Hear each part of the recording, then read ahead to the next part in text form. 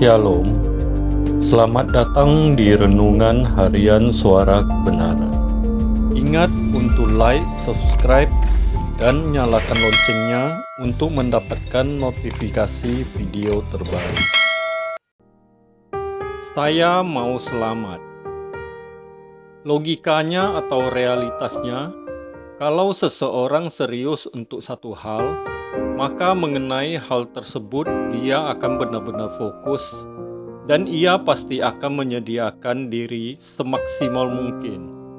Seperti seorang yang mengidap penyakit, ia akan berusaha mencari rumah sakit yang baik, dokter yang baik yang dapat menyembuhkan sakitnya.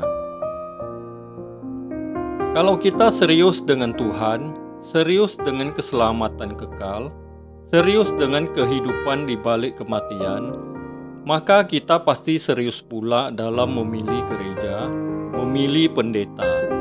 Itu tidak bisa dihindari.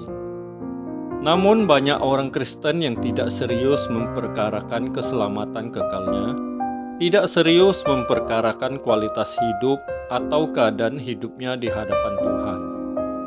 Mereka tidak peduli kehidupan kekalnya yang terkait dengan kualitas hidupnya saat ini. Sementara kita mau menjadi yang terbaik di mata Tuhan. Soal bagaimana orang lain, kita tidak perlu membandingkan. Jadi, jangan heran kalau kita terus berdoa, puasa, dan mencari Tuhan.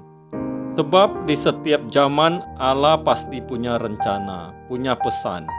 Dan kita rindu gereja kita menjadi kendaraan di mana Tuhan menyampaikan pesan-pesannya. Masalahnya, apakah kita serius? Kalau kita ke gereja hanya karena suatu keharusan, pasti kita tidak serius menjalani hidup. Orang yang serius menjalani hidup adalah orang yang harus memiliki jangkauan pandang kekekalan.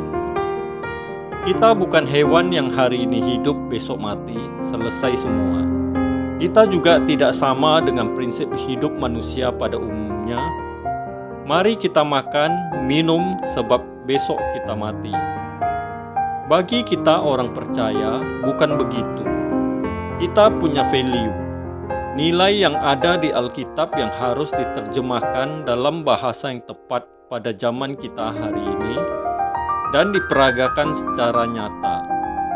Pada kenyataannya, kita menemukan banyak gereja yang value atau nilai-nilainya masih dikungkung dengan perkara-perkara fana yang penekanannya masih berkat-berkat jasmani. Itu bukan hanya memperbodoh, tapi juga menggiring umat terparkir di dunia, sama dengan terparkir di api kekal. Tapi kita mau serius memikirkan langit baru, bumi baru, walau sebagian besar kita belum mampu menembus batas atau belum mampu untuk dientaskan. Karena cara berpikir dunia sudah terlanjur membelenggu. Di luar sana itu tidak berpikir tentang kekekalan sama sekali. Coba kita bayangkan, ketika seseorang meninggal dunia, ternyata ada kekekalan. Ada jalan yang tiada ujung, sedangkan dia tidak memiliki persiapan sama sekali. Betapa mengerikannya. Banyak orang Kristen mati dalam kemiskinan. Ia tidak buat apa-apa untuk Tuhan. Pertanyaannya, harus buat apa? Layani Tuhan. Apa arti ucapan melayani Tuhan?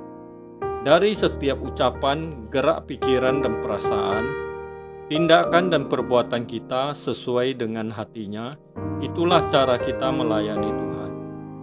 Khotbah atau renungan ini hanya briefing, pengantar. Yang penting adalah cara hidup kita setiap hari, bagaimana kita mendengar suara Roh Kudus. Ketika kita menjumpai masalah, firman yang mengubah kita. Firman mengatakan, kasihilah musuhmu. Itu merupakan logos. Ketika kita dimusuhi, dijahati orang, firman itu menjadi rema. Dan kalau terus-menerus proses itu berlangsung, kita menjadi anak-anak Allah karena pikiran Allah masuk di dalam diri kita. Tetapi itu akan kita alami kalau kita peka mendengar suara Tuhan. Dan untuk mendengar suara Tuhan, kita harus bertemu Tuhan. Tidak bisa tidak. Tapi kalau kita tidak tiap hari bertemu Tuhan, kita tidak akan punya kepekaan. Kita tidak melihat Tuhan, sementara dunia ini luar biasa ateisnya. Walaupun orang berkata, Tuhan, Tuhan, namun kelakuannya tidak menunjukkan sebagai orang yang bertuhan. Itu namanya ateis praktis. Dan pengaruhnya besar sekali. Film, lagu, tanpa disadari mengeliminir, membuang, memisahkan Tuhan. Tidak ada suasana Tuhan di situ. Sekarang bagaimana menghadirkan suasana Tuhan? Kita harus bertemu Tuhan setiap hari. Tuhan menunggu kita, tapi seringkali kita tidak tahu bahwa kita ditunggu Tuhan. Kita tidak akan mendapat kemajuan apa-apa tanpa perjumpaan dengan Tuhan. Seperti belajar biola harus dilatih.